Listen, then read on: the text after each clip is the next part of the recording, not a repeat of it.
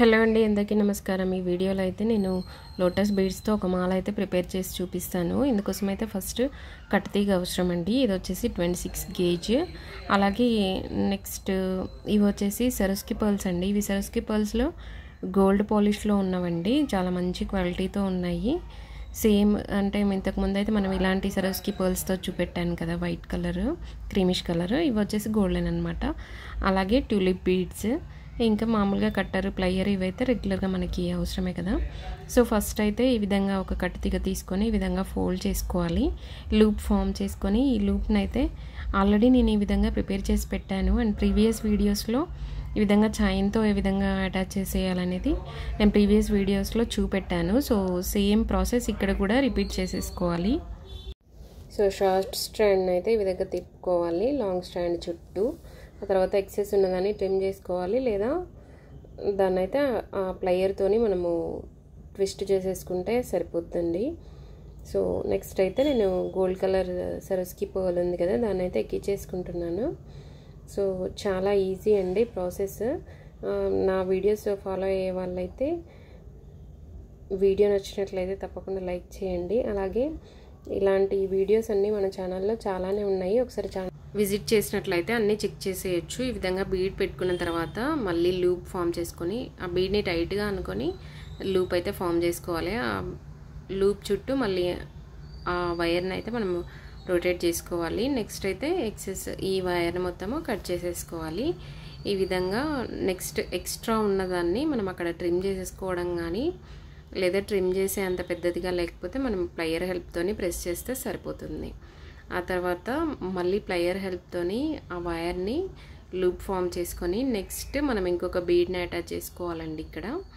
ఇక్కడ ఈ లోప్ని హోల్డ్ చేసేసుకొని స్మాల్ స్ట్రాండ్ ఉన్నదాన్ని, అంటే షార్ట్ స్ట్రాండ్ని ఈ విధంగా తిప్పుకోవాలి.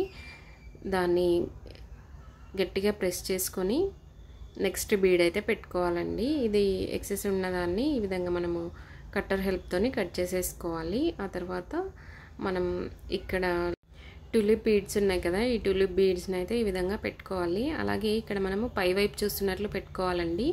ఇంకో వైపు కూడా అలానే పెట్టుకోవాలి. మామూలుగా రౌండ్ పర్ల్స్కి అయితే ఎటు పెట్టుకున్నా ఏం కాదు, బట్ ఇక్కడ కూడా సేమ్ పై సైడ్ చూస్తున్నట్టుగా డైరెక్షన్ పెట్టుకోవాలి అటువైపు కూడా.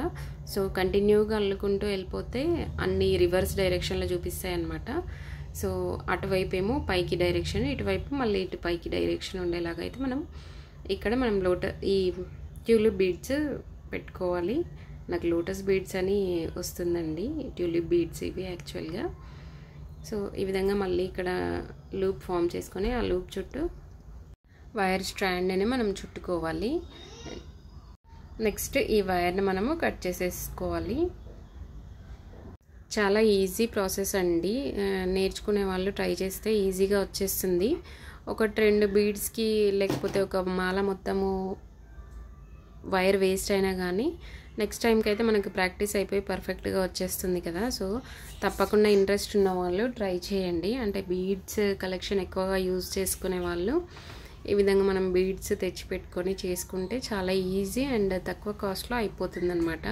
అంటే మనది మనం చేసుకున్నామన్న సాటిస్ఫాక్షన్ కూడా ఒకటి ఉంటుంది కదా. కాస్ట్ సంగతి పక్కన పెడితే అందరూ అఫోర్డ్ చేయగలరు, బట్ మనకు అదొక సాటిస్ఫాక్షన్ అనమాట. సో ఈ విధంగా మళ్ళీ లూప్ ఫామ్ చేసుకొని ప్రాసెస్ అంతా సేమ్ రిపీట్ చేసేసుకోవాలండి. అన్నింటికి సేమ్ ప్రాసెస్.